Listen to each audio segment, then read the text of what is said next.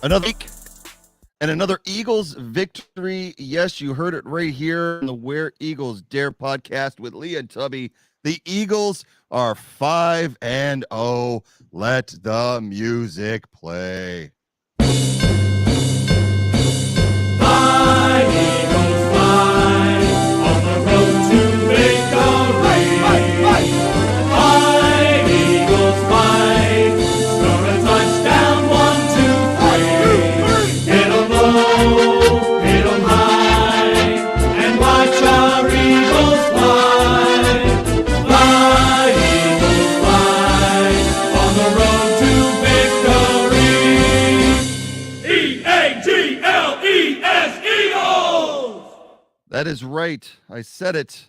And, it was a tough one. It wasn't an easy game by any stretch of the imagination. I watched it back again today, and I was shocked that we made it out of that game alive, man. Yeah. That was not an Yeah. easy one. Yeah, But it's what it's good teams do, I guess. I mean, at this point of the season, people forget, and we'll talk about this tonight. At this part of the season last year, we were 2-4 at this point, and then ended up 2-5 before they won another game. You can't take this for granted. This was a huge win, and the Eagles won at Arizona 2017 on a missed field goal at the end of the game. Actually, the word is today, and we'll talk about it a little bit more. Milton Williams may have blocked it. A lot of people think Milton Williams got a piece of it. Looks that way. So a blocked field goal propels the Eagles to victory. And like you said, it is what good teams do. This game, and what it reminded me of was, you probably remember it in the 2017 season. I think it was around week 4 or 5 when the Eagles went to LA to play the Chargers on the road, and the Chargers were pretty decent at that time, and the Eagles were in a battle. This is after the 60-yard Jake Elliott field goal to beat the Giants. They're 2-1. They need this. They need to keep this momentum going, because the Eagles just didn't cakewalk people back in 2017. They won some good games like this, and Right. LeGarrette Blount gets in the game and just took over. Long freaking drive all the way down the field, grounded out all the clock, and ends up beating the Chargers, and it was great. And this is what the Eagles did with the Cardinals, and 5-0, baby. There it is. You got to love it. You got to love it. And so we got to enjoy it, or we can. I know it seems crazy, but it is. It's something to enjoy right now, because we got Dallas coming up. So anything can happen. Just enjoy it. Yeah, man. 5-0 has an incredible ring to it. You love to see it. Yeah, man. It is. They need to update my fantasy football points too. If Milton did get that block, because I was shorted, I didn't get my credit for my fantasy football block in my other league. I just wanted to make that point before I go forward, because fantasy football is important. But yeah, man. We talked about earlier in the year. Can we win close games too? Like, it's easy when you're playing teams that I guess in hindsight you should have beaten, knowing how well we can play now. And then you grind one out. This Cardinal team, that's not a slouch of a team. This is a solid team. I did think that Sirianni met his coaching match. I thought Kingsbury coached really well in the second half. I thought he made some really good adjustments, Kingsbury. I mean, that going forward on fourth down, oh man, it took the wind out of my sails. The fake punt. The fake punt, right? Oh, it's horrible. The fake punt on fourth down, but it shows that Kingsbury was locked in. He made some really good moves. Kyler missed a couple balls here and there, but I think we held him in check for most of the game until we got a little comfortable. But the whole 5-0 ring to it, man, is and more importantly, we've won our third away game. Winning away, right. Just keep winning away, winning those away games. Those are big deals. Going into Arizona, flying across the country, and going into Arizona and getting that dub, and then come back to Philly for these old cowgirls that think they're so good right now, because they are playing well. But hell of a start to the Eagles, man. Hell of a start. 3 away wins. is amazing, and it's a good feeling, man. Have your team 5-0. Yeah, man. And the Phillies won today too, beat the Braves. So, Yeah, yeah, I which was mean, again hey, surprising. Yeah. I mean, hey, we rolling, man. So, Good life is things. good, man. Life is good Good in Philly right now for Philly sports right now, man. It's a beautiful thing, man. You have to good enjoy things. it, man. Oh yeah, yeah, good things happening right now. And if Tubby sounds a little off, it's because he's on vacation right now, and he's Hmm. dedicated. So he's calling in so Yeah, that we could do this. So that's why he doesn't sound as professional as he normally does. yeah, But yeah. you Of know course. who's not really happy with 5-0? Our Good. quarterback. Our Yeah. quarterback. He said after the game, the press conference was brilliant. It's every time he opens his mouth, I love hearing this guy Hmm. speak, and because he's saying the right things, man, and people don't appreciate it as much as they should. People were like, "How's it feel to be 5-0?" And he said, "I hate hearing 5-0. I don't like to hear Hmm. it because nobody wanted to mention the record when we were 2-5. Nobody wanted to talk about that, so I don't want to hear it now.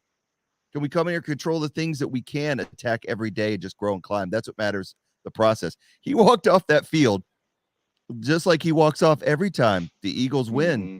and he's not satisfied. Right, right, I right. want a quarterback like that. I want a quarterback Hmm. that's like, look, we did not play the Yeah. best that we could play. They could have put, and let's be honest, he's right. They could have put that game away much earlier. They could have put it away in the first half. I mean, Yeah. they could have put it away Absolutely. when CD Deuce got the pick on the Cardinals' Oh. second possession. And it just didn't happen, and that was just a crazy weird 3 and out after that. First of all, let me talk about that real quick. I'm gonna touch on this, and then I'm gonna get it off my chest because the refs they don't get a D grade from me, but they get a C Hmm. minus. These refs, they were letting the Atlanta get away with a lot of holding, yet they're calling the Eagles for it. For the most part, they kept their flags in their pocket. But they made some critically bad calls, and one of them was on the CJ Gardner Johnson touch or interception because he skies for the pick. The Hmm. Cardinal wide receiver like grazes him. He's not on the ground yet, and I see what you mean. the guy from the Cardinals had no impact on him falling to the ground. So it's not like he was shoved to the ground by the Cardinals receiver. He was grazed in midair while he was coming down with the pick. He makes the pick. He falls down on his own accord, gets up Right. and runs to the 50. And those stupid officials, after marking it at the 50, come back and go, "Oh no, we're going to mark him down by contact at the Yeah. 35." Bull Yeah. crap. Watch the replay. I watched it back. I watched it several times from many different angles, and there is no way that should have been called down at the 35. No way. Yeah. Another one that they missed big time, and I mean big time, was the holding call on the Sanders run when we really needed a touchdown. Yeah. And he Sanders runs inside. I watched that one back 5, 6 times. Sanders gets down to the goal line. He gets within the 3 yards, and those refs called holding on Suopeta. I challenge you, watch it back, and you tell me where the holding is. There's Oh yeah. 3 linemen right there, and the only one who grabs is the Cardinal defensive end. Only one. So it's like, where Yeah. are you seeing this? And it was like, are you just guessing because it's a big scrum? Because it made no sense to me. Now the holding Yeah. call That that was a they bad gave call. on Brown later, when Hmm. when Hurts was running for the end zone, that was Yeah. clearly holding. Hurts to Yeah. AJ Brown tackled his man in the end zone, but that was Right. rare. So most of the Hmm. calls they made, and I hate being that guy that's like, oh, the refs, the refs, the refs. Those were two really, really, really bad calls because after CD Deuce got the interception, and they have a Hurts run for about 3 yards. Uh, Sanders takes it down to within 3rd and 1, and then Hurts slips on the Hmm. natural grass. Yeah. And he would have had the first down if he didn't Yeah. slip there. And they end up Hmm. having to punt, killed the momentum. When they had gone up 7-0, they could have easily been up 14. So Yeah. Hurts is right, and there was so many, and there was Yeah. throughout the game, there's so many instances of that where the Eagles just came up. They just weren't playing to perfection. You and I were Right. texting back and forth about it. They Hmm. just weren't playing up to the standard that they have been playing every single game this year. And I don't think it Right. was anything the Cardinals were doing special. They were just not completely present. Hmm. Yeah, it Maybe was a looking lot of forward to plays. Dallas. Maybe looking I, forward. I I don't don't know. I don't know. I'm not sure, if they were looking ahead, but just little mistakes happen. I thought what was underrated was the Devontae Smith drop. Even Oh though yeah, it seems harmless, but if he catches that, that's a different ball. It was like the holding penalty, or like, you have these different outcomes. I mean, if he that's an easy catch for him. And you can tell almost immediately he was just like, I cannot believe this. I just dropped this ball. yeah. If he catches that, it's a whole different ball game, man. And I think we keep that momentum. We get more points there, and we're just rolling. But Jalen did have that slip, but he changed his cleats. I saw him at the end of the game. I said, wait a minute, because he had on he wears the Jordan 11s, like those are what they are. They're Jordan number 11s. If you know, you know. Um, and he slipped in those cleats, and you see him when he comes off the field, because it was like an Eagles home game. Remember when he walked off the field, walked through the tunnel, and he seen all those Eagles fans, and he was like, let's go. It looked like an Eagles home game in there. But you know, when he ran off, he had completely different cleats on than those 11s that he started the game in. So, and like you said, man, playing on that natural grass, he couldn't really dig in. But let me ask you this question. Did Hurts look a little slower than normal this week? I don't know what it was about. I don't. Even on the AJ Brown holding call, like I thought he could have just scored there, but he kind of ran out of Mm, bounds. I was like, what's going on with Jalen? And then later on in the game, well, I also thought he could have just cut up and scored. He kind of just got the first down, but he looked slow doing it. I was like, man, Jalen's kind of out there just like I don't know if he's laboring something, but don't want it to be noticeable. But he doesn't have that boom burst. I noticed a couple times he got out in the field, he just got down, which is perfect. You definitely want to do that. But I thought he was just moving slower than normal. And I'm just like, man, this is only week 5. Are those all those runs catching up on it? Because if you notice, man, we've crept back into the double-digit Hertz runs. oh yeah, yeah. Crept back versus disguising better plays or having better hot routes, or we're going back to these runs, and it's like, man, you really need Jalen. Yeah. So I mean, should he run last? I mean, he's just up there in the carries, basically. Well, Yeah. yeah, He's yeah. just up there.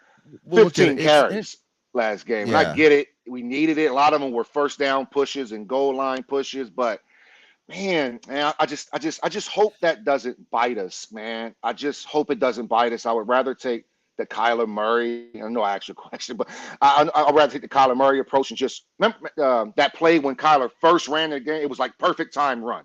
He just Mhm. got the ball. They empty set, and I'm like, man, either he's going to run it straight up, a draw, or a hot route. Like he has no blocking back there. And boom, it was like the most perfect run you could have called at that time. It was a perfect play call.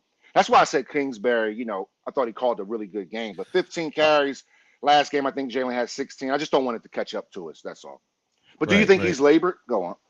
Well, first of all, on the Kyler Murray thing, I thought that the defensive front 5, because they did a lot of 5-man rushes, were responsible for keeping him from taking off. They did play that pocket. They didn't try to sack him.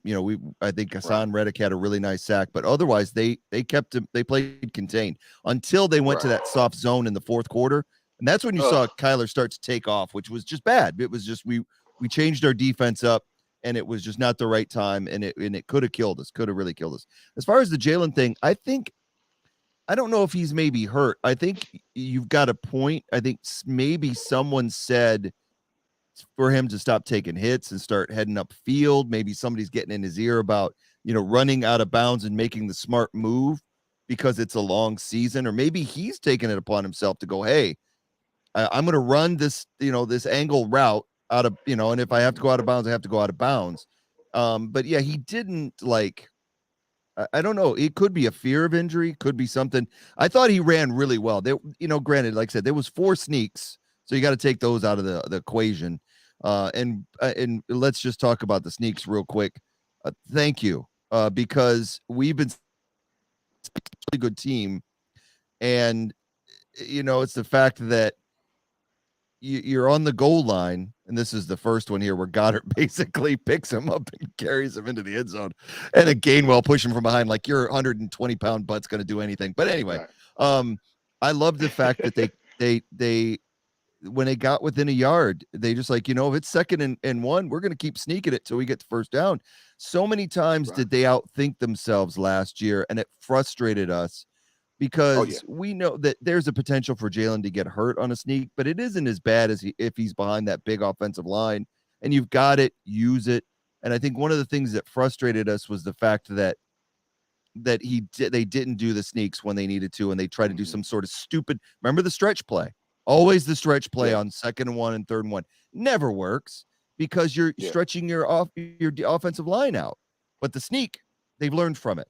And I say keep doing it. In fact, our boy who we usually feature on the podcast occasionally with his video of cheering on the Eagles, Rob McElhenney from It's Always Sunny in Philadelphia, and Welcome to Wrexham, owner of the Wrexham Club with Ryan Reynolds, tweeted out during the game, "I'm so happy that the first NFL coach in history to figure out Yeah. you can get 1 yard every single time with the same play happens to coach the Eagles. Fly, Eagles, fly." I think that's a great take because they did it Yeah, man. twice in the first half Yeah.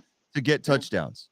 I'm all for it. I'm not worried about fantasy numbers. I mean, if you've got Jalen Hurts, great. You don't care. Yeah. But I'm not worried about handing off to Sanders there. I'm worried about getting the touchdowns. And that's what Right. they did. So I think other than that, though, Jalen had some really conscious runs. There were times where he could have taken off that he didn't. And he tried to pass it.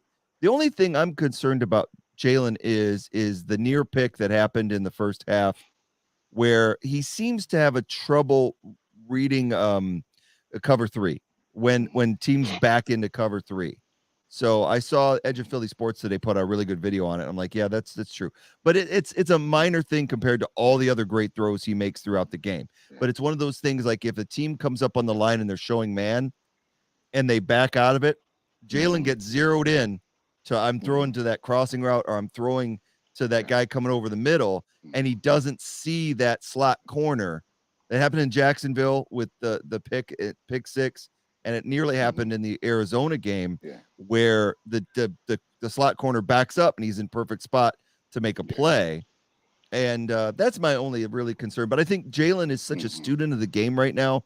He's watching that tape. He knows what he's doing, and I think that it's best for that to happen now because I think he'll clean it up. He is still one of the best quarterbacks in the league as far as protecting the football. So I don't really have a problem. There's not a turnover issue there. I think that, and he could have been saving himself for Dallas too. Maybe we'll see some of those intense runs with that against play, I thought it was a solid read. I think if the ball is a foot higher, we're not even talking about it because it was the right read. The receiver was open. He just didn't get the ball. The ball he kind of just practiced through it. If you watch Jalen, if he just steps and throw the ball, it gets there. So I don't think the read was wrong. I thought it was a great read. I thought he did a good job on that play because they're always going to be that slot there. Remember the Maddox interception that he caught earlier in the year where he sinks back and makes the catch? Boom. Oh, yeah. I think if Jalen throws it high like that, it's a great play because that guy are going to be in there. I just think it was all in. I don't think it was the read.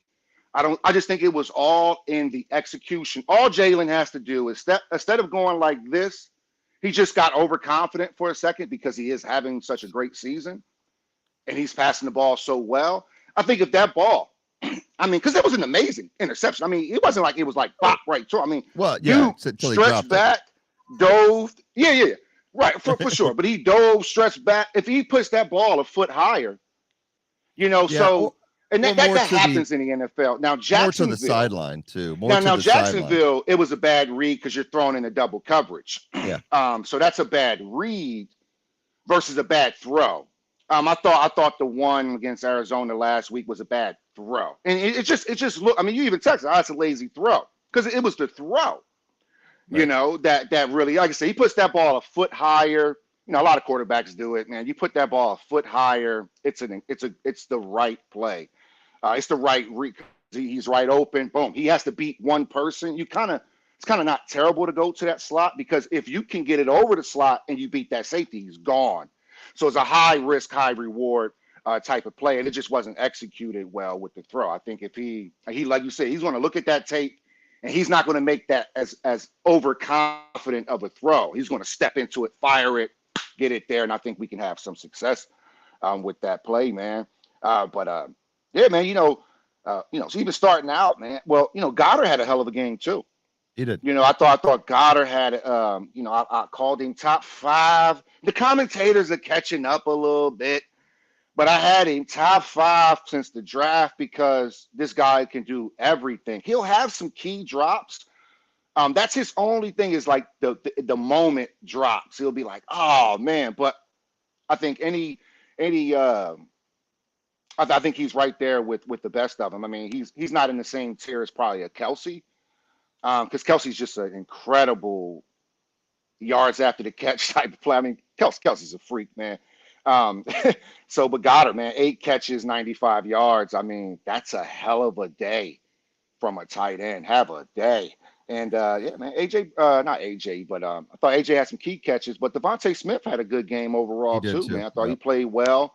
You take that one drop away, it's always the easy ones, like the one with Goddard last week. It's right there in your chest. It's always the easy ones that they struggle with, man. But this was a tough one. The Cardinals are 0-3 at home right now. Yeah, and I think that was one of the things that had them fired up was that they haven't won at home in a very long time, and they were determined to win this game, and that's when I was afraid of it. As far as the leading into the Cowboys being a trap. I'm sure glad they survived it. I know it wasn't pretty. It was ugly, but you're right. A.J. Brown had a really good first drive for the Eagles, and then they started to double him. And what worked for the Eagles, and I think it's what this approach they're doing each and every week, was and I thought they relied on it a little too much. In the first half, it worked really well. The screen passes to Goddard and Smith. There was so many wide receiver screens, and then Dallas in the backfield catching the ball. But by the second half, Arizona was reading them. And at one point they were calling them out. They were calling them out, and the Eagles were still going to them. And there was that one play where the Eagles were down on, inside near the red zone. And it cost them a chance at a touchdown because they called out that the screen was coming to Devontae, and Hurts threw it anyway. Nobody audibled out of it, and Devontae got lit up. And that could have been bad. He got lit up, ended up taking him, to where they had to have settled for a field goal. But that was all on, to me, that was all on Watkins, because if you look, you got 2 men out there, right? And you have 2 players. You have Smith and you have his corner. Then you have Watkins in his corner. Watkins' corner made the tackle. That's poor execution on Watkins' part. That has nothing to do. It's just my opinion on as far as because I watched that play and I was like, first I'm like, dang, blew it up. But I'm like, Watkins did.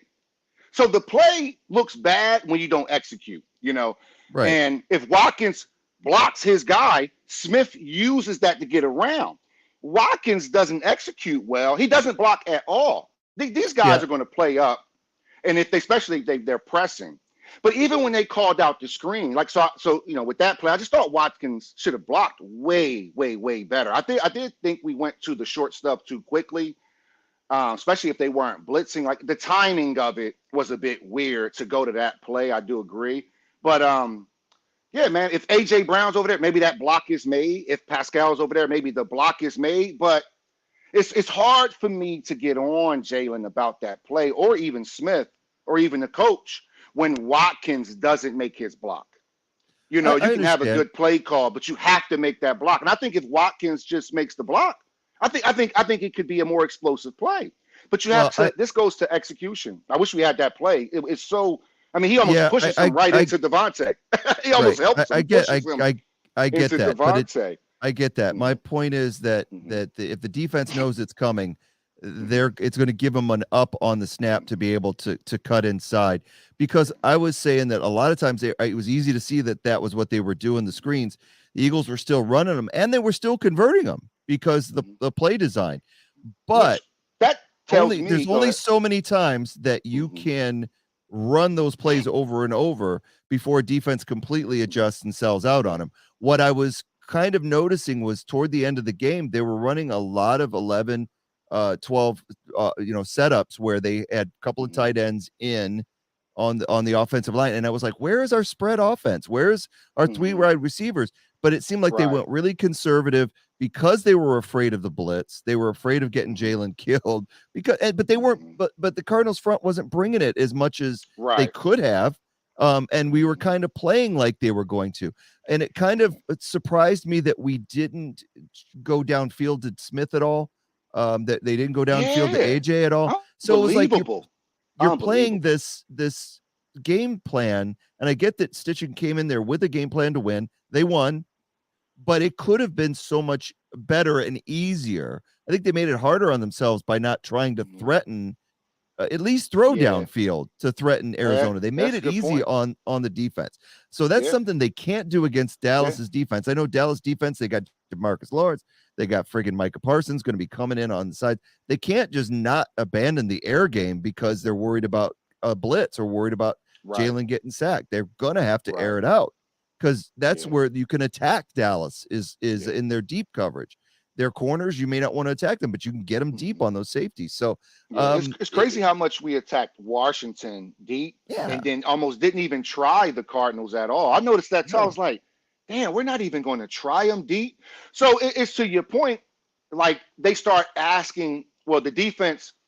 I mean, even the play that they got all excited and called it out, they still called the wrong fucking play because we got a first down. It went to the opposite side, first down. So whatever they called, they was hooping and hollering, but they didn't call out the right audible. You can hoop and holler all you want, but if you get a first down that play, you didn't recognize the play and you didn't execute the audible. So I know they thought they saw something, but it just went right to Smith, boop, boop, boop, first down, and you didn't see anything. They were wrong. They didn't shift. To know a play, you would have shift, right? They did none of those things that would be, consistent with somebody that I know this play is coming, but boom, boom, first down. I think Devontae gets like 13 yards off of it. So they didn't know anything. I right. didn't. Yeah, shout out to Stetchen too, man. Since Stetchen has taken over the play calling, I think we're like 15-3. Yeah, Since Stetchen has taken over, shout out to yeah, Stetchen, man. I mean, because the offense does look different this year. it does. It does, and you can see the shift from obviously, in hindsight, Sirianni to Sirianni. I think he gave it up in like week 10 or 11 or something like that, maybe earlier than that. And then the Eagles kind of went on that run and made the playoffs once Sirianni just went to just head coaching versus and letting his respective coordinators, do their job, Stetchen. And yeah, man, I think this had a lot of help, man. Shout out to Stetchen. Shit, Yeah, man. He's like yep, I said, right now, since he's been calling plays, the Eagles have only lost about 3 games, I think. yeah. If He, if I he's if I been if he's I'm been if I'm key. looking at it correctly. So shout out to Stetchen, man. Yeah, so here are the team stats real quick, and it kind of shows that it was something we haven't talked about is the Cards did seem like the Cards were moving the ball better than the scoreboard showed, and I think that Oh yeah. was the interceptions and then timely blitzes. I'm not going to give Gannon on too hard because you can't complain when somebody only gives up 17 points and not a lot of time of possession. The Eagles held the time of possession by almost 10 points down there, 34-25. Mm, Um, but toward the end, that shell zone coverage at the end of the game nearly destroyed us. So you see, the Eagles only had one more first down than the Cardinals, 24-23. Third down that's believable. efficiency. That's bad right here. 8 of 14 for the Cardinals, 6 of 13 for the Eagles. Fourth down efficiency, both of them 1 for 1. Total yards, Yeah. they beat us in total yards, beat 363 to 357. Passing yards, Mm-hmm. 239 to 218. The Cardinals had the edge there. Rushing yards, slight edge to the Eagles, 139 to 124. Total plays, slight edge to the Eagles, 71-69. Completion attempts, 26 of 36 and 28 of 42 for the Cardinals. But yeah, so they had the one big turnover. They only were sacked once. Hurts only sacked twice. So penalties, not very many, like I mentioned. The Eagles had Mm-hmm. 3 penalties on them for 30 yards, but two of them were ghost penalties, in my opinion. The one to Opeta Yeah. definitely was a ghost penalty. So when you Yeah, look man.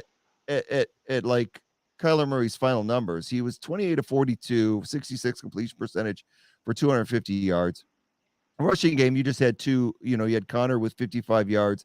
Benjamin had the touchdown and 25 yards, and Murray had 42 yards rushing himself. Receiving yards, they had Hollywood Brown. Hollywood Brown on their first touchdown, burning Epps. Nothing you can do about that. Just blazed over the front, right in front of Epps's face, and then Yeah, no one was there to make the tackle. Again, that was that shell coverage, that soft zone.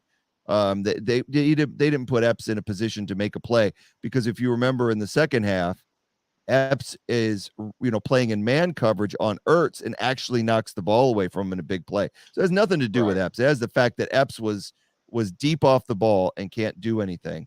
So the Yeah, numbers, for the Cards aren't great, but it did seem like when they had the ball, they were moving it several yeah, times and moving it with ease. And I think it was because Gannon was switching it up. I was watching his yeah, defense when I watched it back today, and I was watching 5-man rushes, and then in the first half, except for the drive where the Cards scored, uh, it, they kind of kept the Cards off balance with the 5-man rushes, keeping them in the pocket, and then they had a 3rd and long that blew me away when they lined everybody up on the line of scrimmage. I'm like, is this the Eagles defense? Because yeah. that sure ain't Gannon's defense. And it messed Murray up because the ball was hiked. He didn't know where the blitz was going to come from. Everybody backs out except for the 5 that were rushing, and Murray has to throw it away.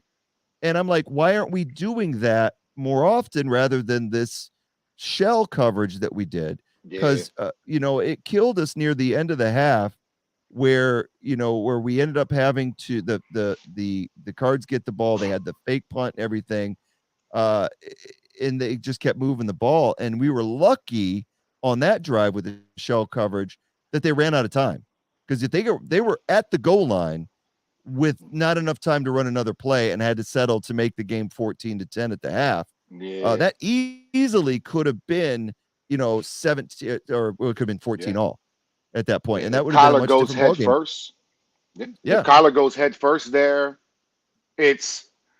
I think they probably run one more play. They clock it, second down, probably run one play. If they don't get the touchdown, winner, they'll probably kick that field goal. Nah, man, that was huge, man. Even from to come up and clock it, that was a mistake too. Because it's like, bro, you don't clock it, don't clock it. no, So we put them in a haste at the end because we had an incredible drive before that. Even though it only ended in the field goal, it's like, man, this is where our execution comes in. It's like we can't end drives in field goals, man. Especially not the game winners. right However, it was one of the best drives they had put together the whole game. I think we had the ball for about what? There you have there it it. is. 7 minutes and 58 seconds. That's That's crazy. exceptional. That's That's exceptional. seven, It's 17 damn near an plays. entire quarter of football. And it Yep, shows that when they really get focused and locked in, they do things differently from last year. Like maybe we yeah, would have fumbled or an interception, something crazy on that last drive, and we don't go 8 minutes. We went, mind you, we did the same thing against the Lions to close out that game. These are just things, these are just steps that the Eagles are showing and improving on. Last year, we may have lost that Lions game because we might have gave the ball back too quick and then they go down and score. Last year, we may have just let the Cardinals just score, in general. They could have scored a touchdown because of how our defense played.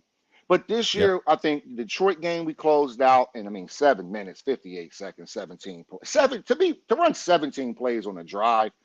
I yeah, mean, that's efficient. While we know what you're trying to do. We know you're trying to burn clock.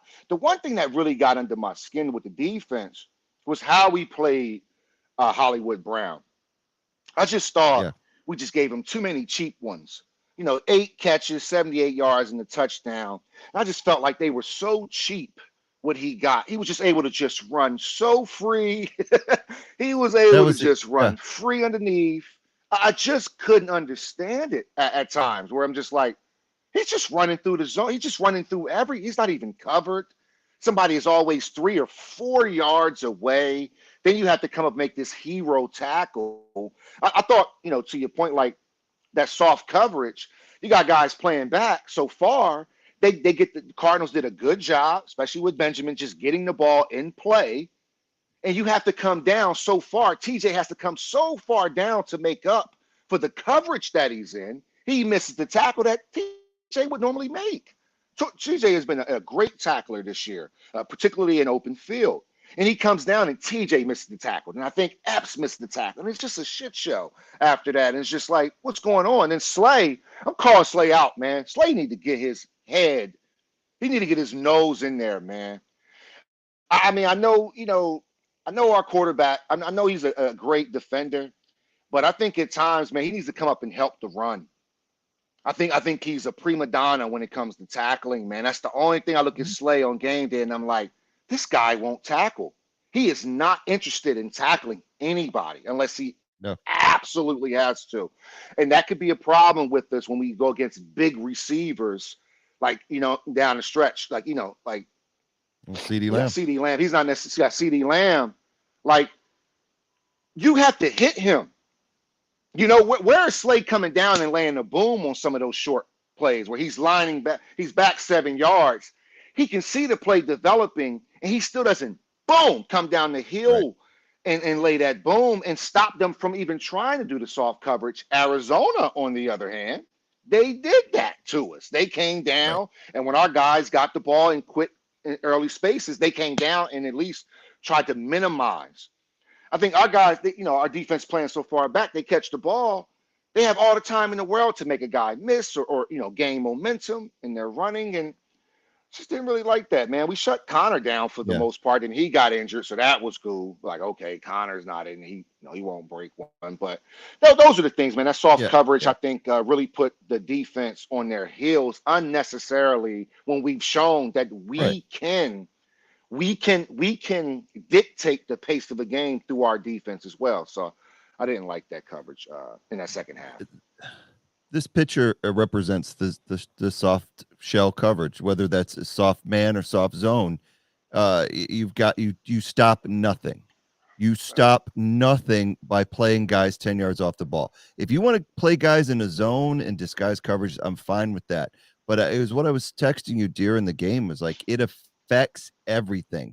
It takes you so far off the ball that now the running game is affected, because once the run back gets through the line, your linebackers are 10 yards off the ball. Your corners are 10 yards off the ball, so they can't stop a single swing pass or a flat pass because now they've got to run up and make the tackle. It worked in the first half when they were off the ball because they have a lot more energy. In the second half, the Cards start running no huddle, and the defenders are gassed, and now they can't run up and make these plays, and you played right into the hands. So Gannon, like I said, he worries me about he relies on the shell coverage like a crutch. So when it's something where he doesn't know what to run and it's a third and long play. Another one was that Rondale Moore, 3rd and 17. Inexcusable to play a stitch defense there. And you're going to give up a little swing pass to Rondale Moore, who just came right. No one is in position to make a play. You cannot give up a 3rd and 17 that way. You just can't. And that's what worries me about Gannon. Now, I'm not going to get too much on him because the defense didn't play that way the whole game. It was just stips and starts.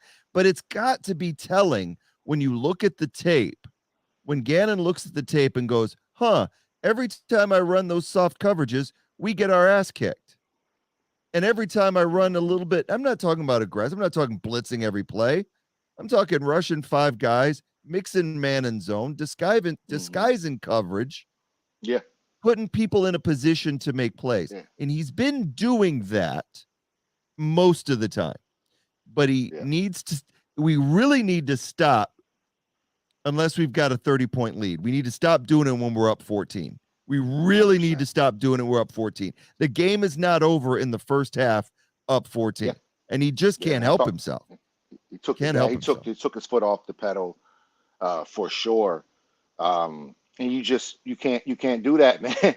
We were just lucky that the Cardinals didn't hit that one play. You're always one play away from Hollywood Brown just running past everybody on your team. Rondell Moore too. I mean, he's Oh fast. yeah. He's Yep. fast too, man. So like I get it, but like when I looked at the coverage, just more to your point with the defense, you could just you could just look and see every Eagles defender like in a U shape almost or arch rather. You could just see every single one of them, 7 to 9 yards off the ball. So if you're a quarterback, you come up to the line, you can see every defender, every defensive back that they have out there, whether we're nickel, dime, we're just, you can walk up and go, huh.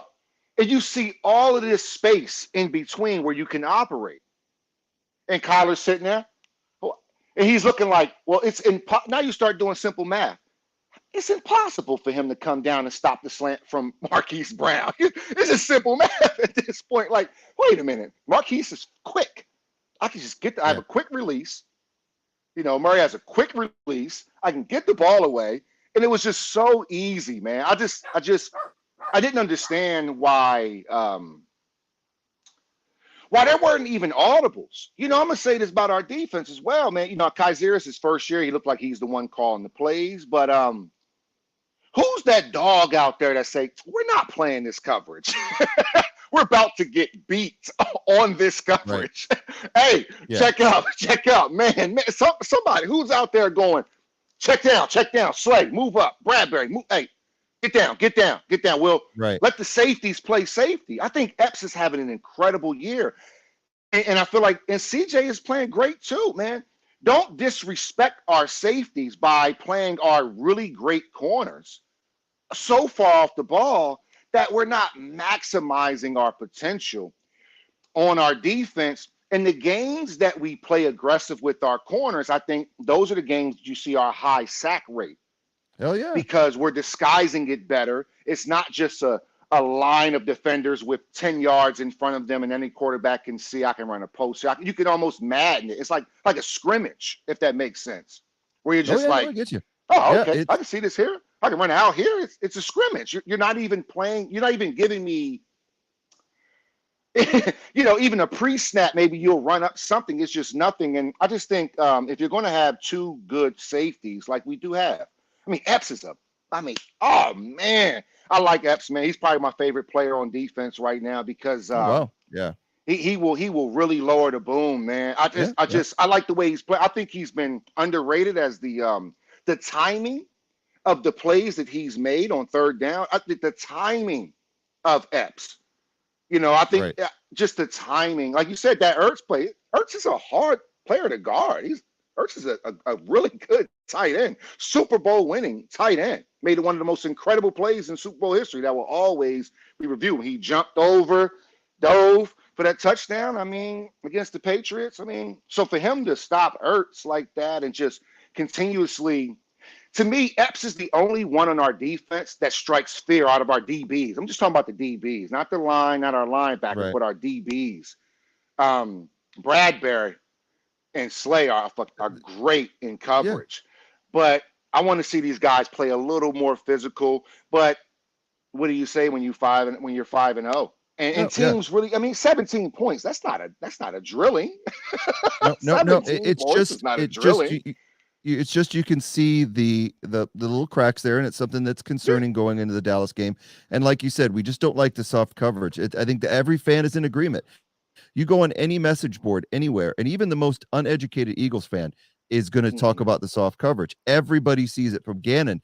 And you made a point that we've got nobody that's audible and out of it. Maybe he doesn't let them. Maybe that is like, you will run the play that I call. And that, I hope that's not the case, but it could very well be, because he's not got a guy like Malcolm Jenkins that used to get in Schwartz's face and go, you need to simplify this. Remember when Jenkins went off on Schwartz in a team meeting and said, this is not acceptable. And then they started playing better defense because Schwartz's soft coverage scheme was really complicated and it was putting people out of position. And Gannon seems to do the same thing. You're not putting these guys, you've got 4 really good DBs back there. Don't put them in position where they can't make a play and trust these guys because they can get the job done. I said it over text. I will take a one strike death by, a big fatal blow than death by a million cuts every single day of the week, because if you're 100%. killing me just you're giving up every single thing. If Epps makes a mistake or CD Deuce makes a mistake and it gives up a touchdown to Hollywood Brown, just the one, I'm good with that. As long as every other play we're getting in Murray's face, we're off the line of scrimmage. He doesn't know where he's going to go, so he's throwing into coverage and making mistakes. That's what I Mm-hmm. want to see. Unfortunately, like we'll preview the Dallas game and talk about it. That's what Dallas is doing right now in most of these games. We'll break that down when we get together for that game, for that preview, because that's what's coming up. But we're not there yet. The end of the game, it can't be overstated that the Eagles did get lucky with the Murray slide. He did not slide. He slid short of the first down. It really messed them up because then they had to spike the ball because they couldn't take a chance at having another play. And then, we know what happened next, and it was brilliant. It was their kicker coming out, and we talked about it. I love this. Miles on the sideline. He was Oh man. everybody.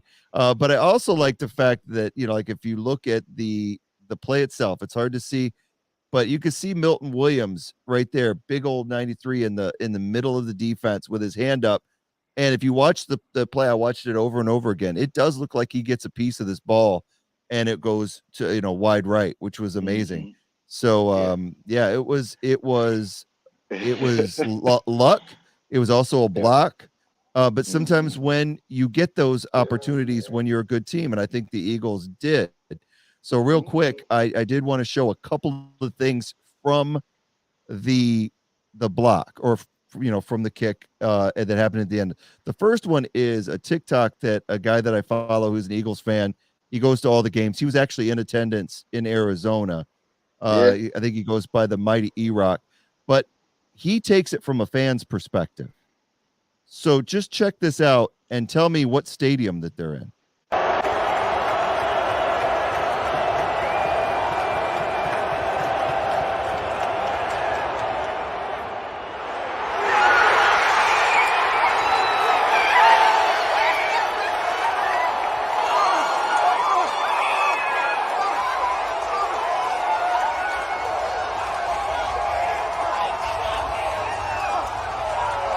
I mean, seriously. And the Cardinals fans heading for the The exit. only thing I can say is fly, Eagles, fly. This reminds me of when we showed up remember we went to the Monday Night Football game in Indianapolis, and we got to the hotel, and we were like, man, there's a lot of Eagles fans in this hotel. And then we get to the game, and we're looking around Indy, and we're like, dang, there's a lot of Eagles fans here. And to your point, man, it sounds like a home game. It sounds like a home game. And they made that point even when they started the game. Like, it's a lot of Eagles fans. It's a lot of Eagles jerseys. You see the kick. You see the kick veer off, and the whole stadium stands Euphoria. up.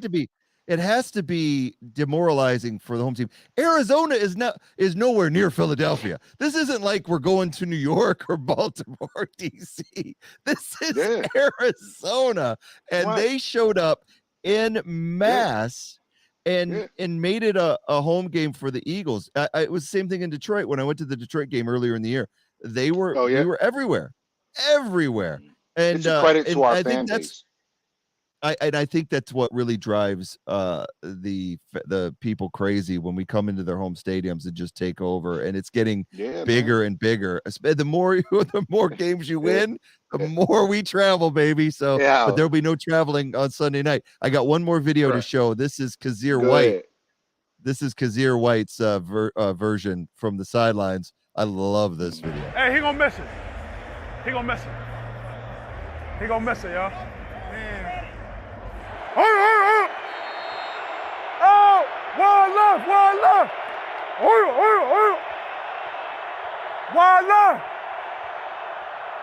Oh.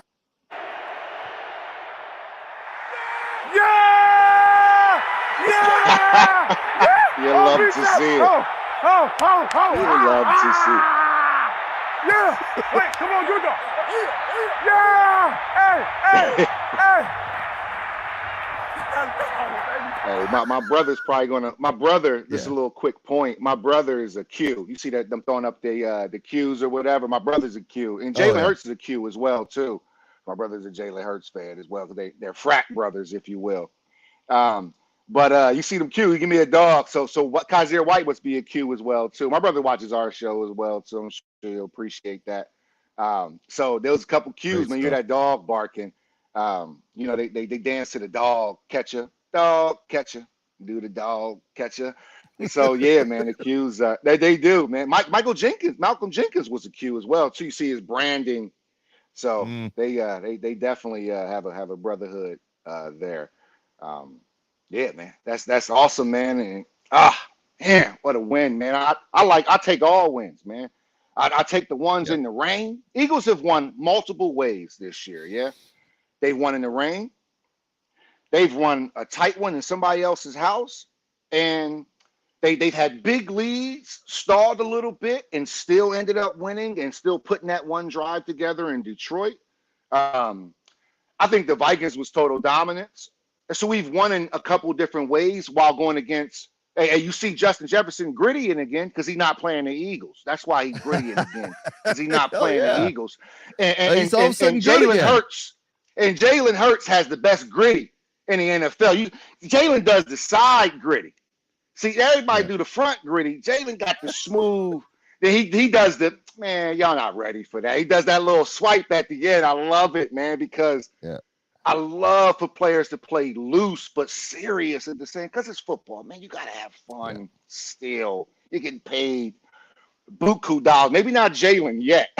Jalen is we Coming. getting Jalen for Coming. cheap right now. We getting Jalen at a discount right now. And hey, and according to Ron Rivera, he'll take Jalen.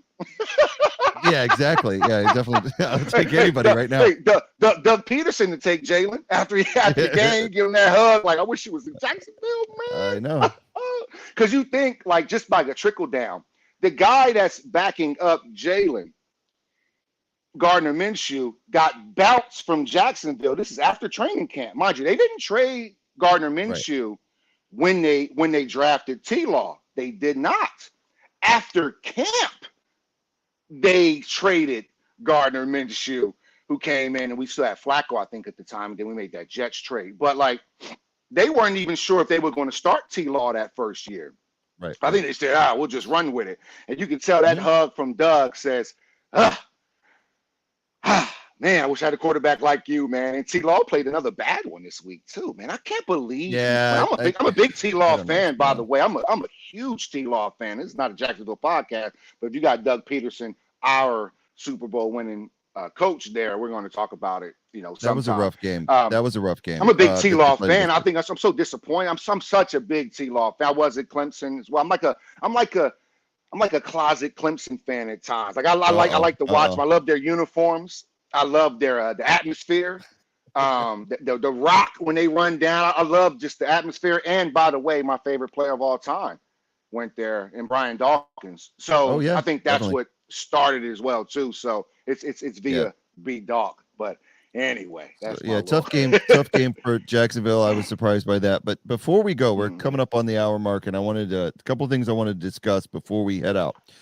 This one's just a shout out. I just want to say, thank God for our offensive line, and thank God that they're going into the Dallas game relatively healthy. We should get Mailata back, but I want to give a shout out to Jack Driscoll for playing his freaking heart out because nobody saw that coming. And then Dickerson goes down for a brief moment, and then the big man Kelsey goes down. Our hearts stop everywhere. We have some faith in Jurgens, but it's still not the same. Dude missed plays. 3 plays Kelsey missed, and he was back in the game. And he he joked about it himself and said, he goes, "Yeah, I could be a bit of a drama queen. I can make things a little bit more interesting." But he was hurt. He considered it an ankle sprain, but he's like, "There's no way I'm missing Dallas. We should have a relatively healthy all 5 starters on the line to start that game, which is huge." So I did want to mention that. Yeah. The line is so key. Lane Johnson is We're gonna playing his need heart Mariota. out. Not Mary. I'm sorry, Yeah, Mariota. I'm yeah, sorry. We're gonna need Mailata. Mailata. I'm sorry. I'm Yeah, thinking. definitely. I'm Definitely. yeah, But Mailata. it's nice to know. We're gonna need Mailata for Parsons for sure. We need It's nice somebody to to know that manhandle Parsons. it's nice to know that we have him to fall back on, Driscoll to fall back Mhm. on if Mailata Yeah, can't go. shout out to So that's Driscoll. all it Man. is. He's playing Opeta good. stepped up too when he had Opeta's to. doing good. Opeta came in Well, at yeah, came in for guard, and Dickerson and played well. yeah, Yep. man. And Landon Dickerson is he's proven to be a beast, man. I Yeah. just man, Yeah. what is it too perfect of a world if we like and Sayamalu is playing great. Shout out to Yep. Sayamalu. But like All of imagine them. if we still had a healthy mentally Brandon Brooks to still Oh yeah. have there. Can you imagine? I mean, you can't be better than what we are now at 5-0. It's the maximum Oh you can yeah. be in 5 games. Yeah. You have 100% winning percentage. So, but can you imagine? Because Brooks, when Brooks was playing, nobody was better than Brooks at right guard. Let's keep it real. Right. Right. Oh yeah. Nobody was better Definitely. than Brooks. Mm-hmm. High rated, all of that. Nobody was better than Brooks Yep. when he was on So. his game. He went a whole So, season without giving up a sack. How about that? yeah. So, yeah, like I say, got to give the line credit. The other thing that's Mhm. making news, and this is just talk about it briefly before we head out.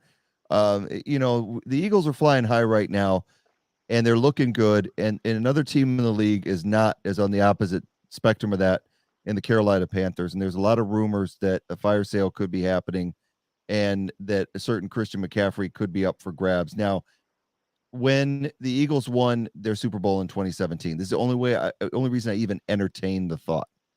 They already had LeGarrette Blount, and LeGarrette Blount was running really well. But Jay Ajayi came available from the Dolphins. We bring Ajayi in, and we get this 1-2 punch that Yep. that really put the Eagles over the top. You can't deny it. LeGarrette had a great season, but Ajayi came in and had his moments as well, and it really made a difference. So the question is if the Panthers ask for, the big thing is McCaffrey still has a year left on his contract after this one. He has a buyout year this year, but he's still good through 2023. So in decent enough, I think it's around 10 million a year is the cap hit. 8 to 10, because I looked it up today. Is that something we entertain as an Eagles? Because outside of Sanders, we're sitting there with Boston Scott, Gainwell, and then Sermon. Mm-hmm. Do we entertain that, giving up maybe a first and a fourth or something like that to get McCaffrey? I think McCaffrey, I think right now, because McCaffrey the past 2 seasons hasn't finished the season due to injury, and three out of the last 4 seasons McCaffrey hasn't finished the season due to injury.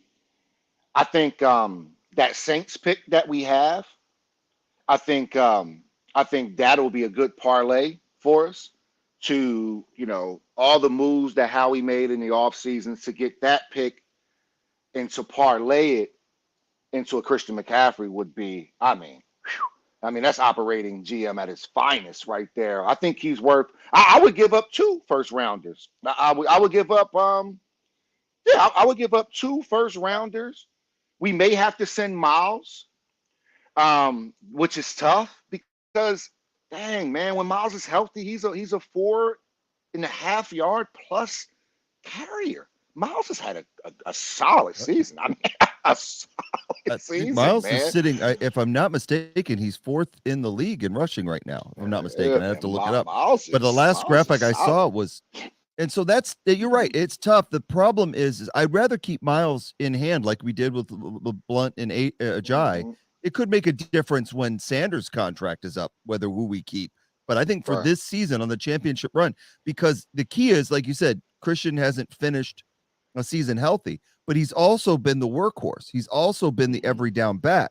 If you bring him in with Miles and you're mixing those 2 up instead of Miles and Gainwell, I feel much better about Miles and McCaffrey than I do about Miles and Gainwell. Yeah. And nothing against Scott. I like Scott, but there's a big difference.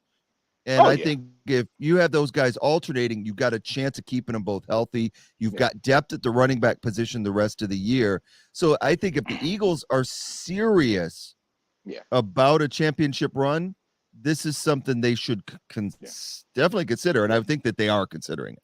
Yeah, I think you're being generous mentioning any the running backs on the Eagles with Christian McCaffrey.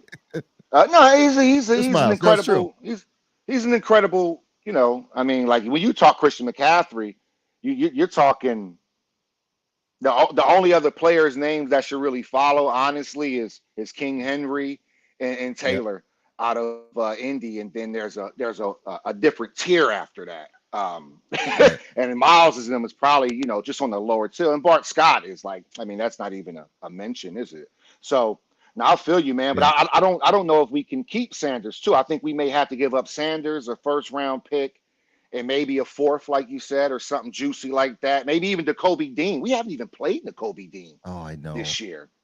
Yeah, I don't know Unbelievable. why he's not But on the field, but yeah. yeah. So he's just on special teams. Every time I see him, every time I see 17, he's next to the kicker when we're kicking off on special teams. So I'm just like, Yeah. man, what's up with I don't know 17? what's going on. So maybe we'll give up Miles, a first, a third, and Well, that's a lot. I don't know about that. yo, but how old is Christian McCaffrey? I think that's probably a good thing, and then maybe that's another rabbit hole we can go down. You didn't start Yeah, I me up want to on say it, but 24, but I'm not 100% on that. I know he's young. if he's 27 and under, Let's find out. I think he's worth whatever we can. I think, but who I would rather have, honestly, man, King Henry. I would rather Well, yeah. have I would man, if can you imagine, because Henry can block as well. We need guys to help Jalen in that block, man. You notice oftentimes we'll go to this empty set where Jalen's completely unblocked. We has no help in the backfield. And remember on that third down play when they had Gainwell back there with him even on the blitz? Gainwell didn't pick up any blitz. That's why, Right. I try to like look at every play for like a 30,000, like everything that happened on the play. You know what I'm saying? Not just, what's replayed or what the commentary points out or highlights. Gainwell didn't pick up anyone on the blitz. And they sent like 8 Yeah. to our 6, and we just didn't have enough players to block. I thought Jalen should have called a timeout there. We don't want to digress that much, but I thought it should have just been a timeout there. I just think we didn't have the personnel in on that third down to stop what Arizona brought when Jalen took his second sack. But yeah, man, Christian McCaffrey. I mean, wow. Can you imagine having 22 in Philly? Oh my God. Oh yeah, yeah. I think Howie will get the best deal if he makes a deal. I think he's going to get the best deal for the Eagles. So I don't think he's going to have to give up too much, especially with the Panthers being the way they are. Him only having one more year. There's the injury liability. There are other teams that are going to want him too. So because San Francisco is going to want him, there's other teams that are going to want McCaffrey right now. But I don't think he finishes the year with the Panthers with the way they're doing right now. I just don't see it. So we'll have to see what happens. I will say this, that it is almost time for big old Dallas week to get started. We've just finished covering about Arizona. It is now officially Dallas week, which means Sunday night, another game where we have to wait and wait and wait, but it's going to be worth the wait. At the link, fans will be insane. If they travel all the way to Arizona, think of what they're. If I was a Dallas fan, I know we talked about Eagles fans and all, the whole reputation for being wild and how we debunked that last week. Mm-hmm. I still wouldn't come to Philly if you're a Dallas fan this week. This is like the biggest intense Dallas week that we're going to have. 4-1 Cowboys, 5-0 Eagles. This is as insane as it can get for a primetime game. This is one of the biggest Dallas versus Philadelphia games that we've seen in our lifetime. And let's hope it is a good game. Let's hope that the Eagles have come away with the victory. We will break this game down on Thursday night if Tubby is able to do that. We're going to try to meet at the same time. Tubby's going to let me know. We'll sort it out. The plan is for Thursday, but schedule subject to change. We appreciate everybody that joined the podcast, whether you came in for just a little bit on the live stream on YouTube, Twitch, or Facebook Live, whether you're one of our regular listeners on Amazon Music, Apple Podcasts, Spotify, Caster, Stitcher, Podcaster, all kinds. We thank you for subscribing. Always, if you like the show, and you love the Eagles, if you love your Eagles, then make sure that you subscribe to our our YouTube channel and our Twitch channel. And tell your friends about it if they're Eagles fans. And if they're not, if they're Dallas fans, tell them to tune in as well. We're going to try to have a Dallas fan on Thursday to discuss the game as well, and there'll be more to come on that. If you have a question or comment leading into the game or anything about it, you can email us at our email address, which is ali.bird, that's byrd.eaglesdare@gmail.com. Again, Eagles 5-0. Dallas coming to town. It's going to be a crazy week. So I'm going to turn that over to Tubby for his final words of the night. Thanks for everybody for stopping by the Where Goes There podcast. 5-0. You love to see it. Can't wait for this Dallas preview, but for now, with the win, fly, Eagles, fly. And go Birds. Talk to you guys Thursday.